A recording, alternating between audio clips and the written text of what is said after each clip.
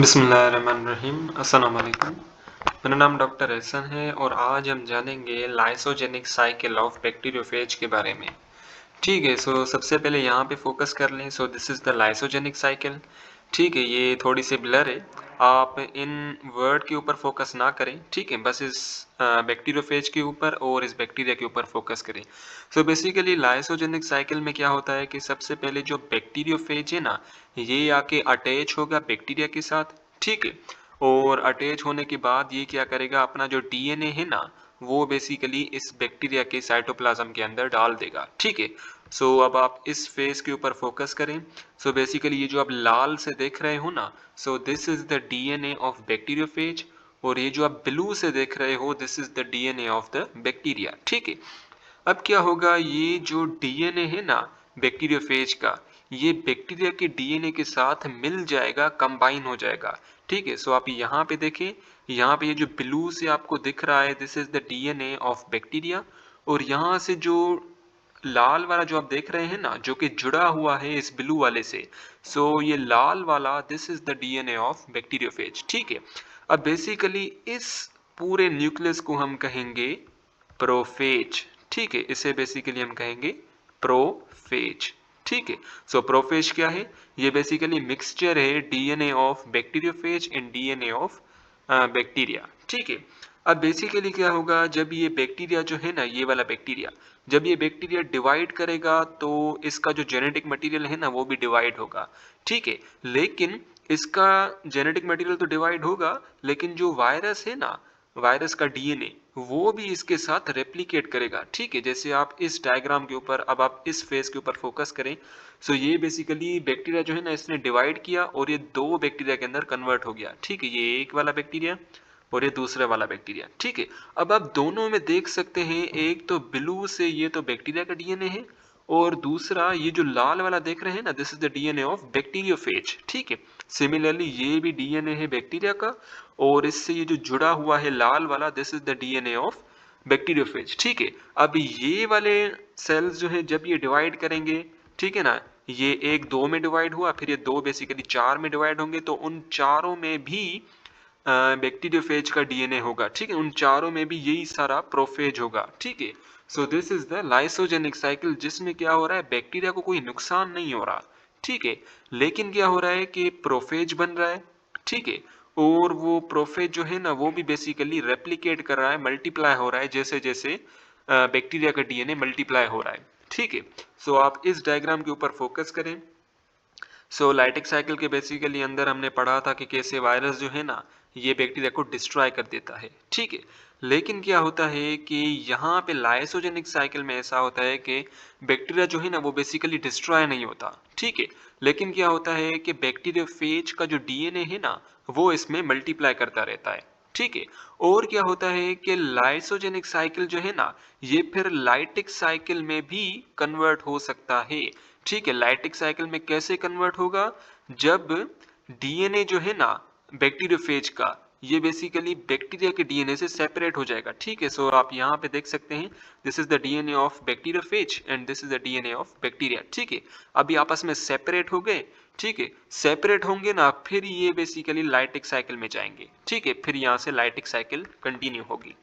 ठीक, सो आइए पढ़ लेते हैं।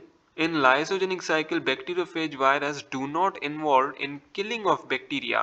Infect viral genome joins with the host bacterial nucleic acid and creating a prophage.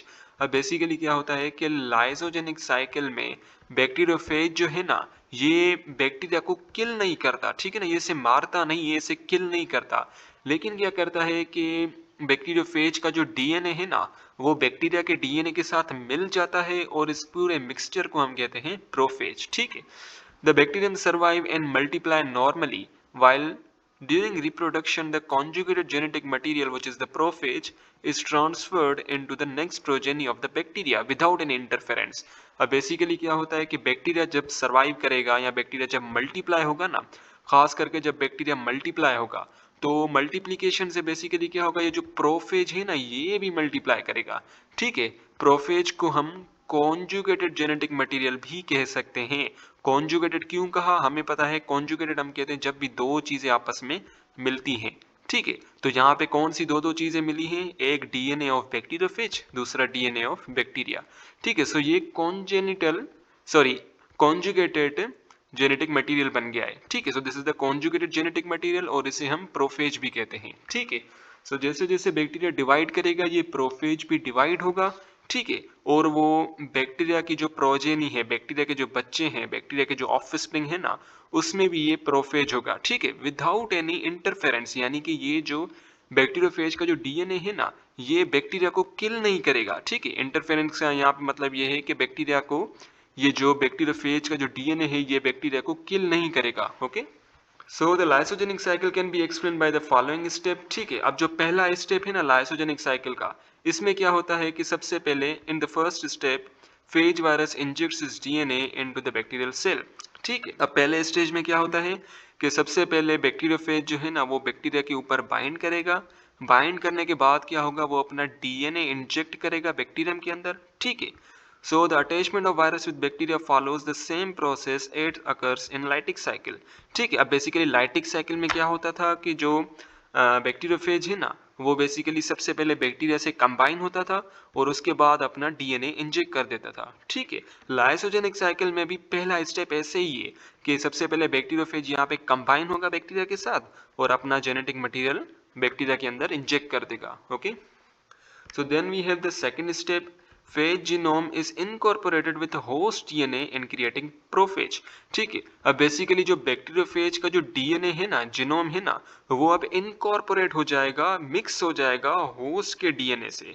ठीक है, जैसे ही होस्ट के डीएनए से मिक्स होगा तो उस कॉन्जुगेटेड जेनेटिक मटेरियल को हम कहेंगे प्रोफेज। ठीक, now let's come to the third step.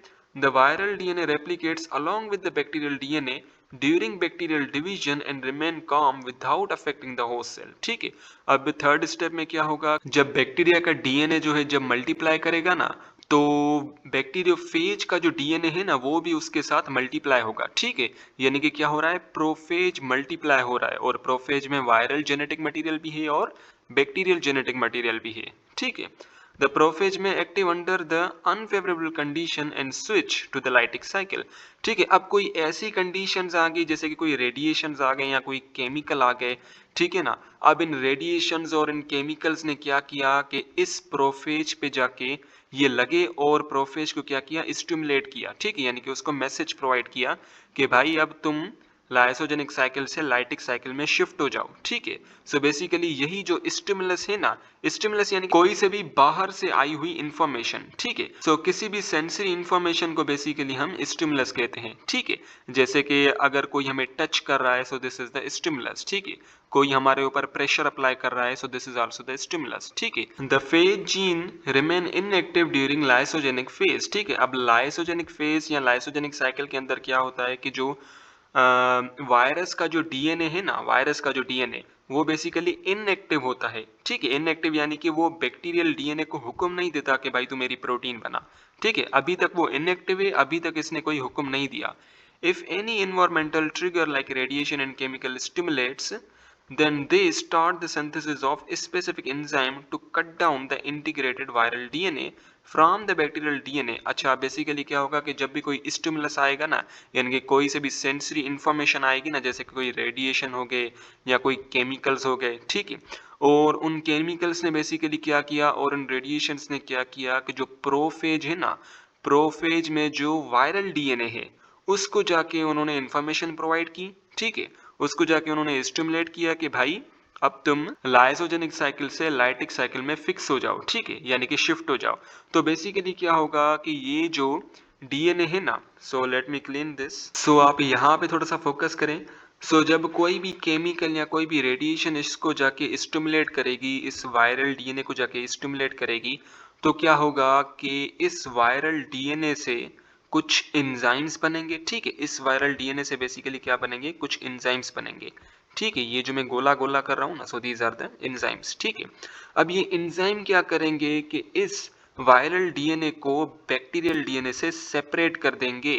ठीक है, वायरल डीएनए को बैक्टीरियल डीएनए से सेपरेट कर देंगे। ठीक है, अब ये पूरा जो डीएनए है ना इस वायरस का, इस बैक्टीरियोफेज वायरस का, अब ये सेपरेट हो जाएगा। ठीक है, अब उसके बाद क्या होगा कि ये जो वायरल डीएनए है ना बैक्टीरियोफेज का डीएनए, अब ये जाके बैक्टीरियल डीएनए को हुक्म देगा कि भाई अब तू मेरी प्रोटीन बना। ठीक है, अब बहुत हो गया तेरा तमाशा, तुझे बहुत मैंने छोड़ा, अब तू मेरी प्रोटीन बना। ठीक है, फिर ये क्या करेगा कि अब बैक्टीरियोफेज का डीएनए बैक्टीरियल डीएनए को जाके हुक्म देगा कि भाई तू मेरी प्रोटीन्स बना, और बेसिकली क्या हो गई कि लाइटिक साइकिल जो है ना वो स्टार्ट हो जाएगी। ठीक है, यहाँ पे आप देख सकते हैं, यहाँ पे जरा आप फोकस करें। सो यहाँ पे क्या हुआ कि जो डीएनए है ना बैक्टीरियोफेज का वो अलग हो गया, और बैक्टीरिया को डीएनए जो है ना वो बेसिकली अलग हो गया। अब क्या होगा, अब यहाँ से बेसिकली लाइटिक साइकिल जो है ना वो स्टार्ट होगी। Okay, thus now act loss of virus of lytic stage। ठीक है, अब बेसिकली क्या होगा कि लाइसोजेनिक साइकिल से लाइटिक साइकिल में शिफ्ट आएगा, और बैक्टीरियोफेज का जो डीएनए है ना वो बैक्टीरिया के डीएनए को हुक्म देगा कि भाई अब तू मेरी प्रोटीन्स बना। ठीक है, तो बेसिकली लाइटिक साइकिल जो है ना वो स्टार्ट हो जाएगा। Now the specific proteins which are required to develop these structure are produced and new phages are produced। ठीक है, अब बेसिकली क्या होगा कि वही स्पेसिफिक प्रोटीन, वही प्रोफेज की जो है ना, सॉरी, वही जो बैक्टीरियोफेज की बेसिकली प्रोटीन्स पैदा होंगी। ठीक है, these specific proteins are the proteins of the bacteriophage. ठीक है, यानी कि कैप्सिड की प्रोटीन्स होंगी, यहाँ पे बेसिकली कैप्सोमेयर्स होंगी। ठीक है ना, ये स्पेसिफिक प्रोटीन कौन सी हैं, दीज आर द कैप्सोमेयर्स। और दूसरी भी प्रोटीन्स है जो कि क्या करेंगी, टेल भी बनाएंगी। ठीक है ना, बैक्टीरियोफेज का टेल बनाएंगी, उसका बेस प्लेट बनाएंगी। ठीक है ना, उसके टेल फाइबर्स बनाएंगी, और फिर असेंबली होगी। ठीक है, और उसके बाद नए फेजेस जो है ना वो बेसिकली बन जाएंगे।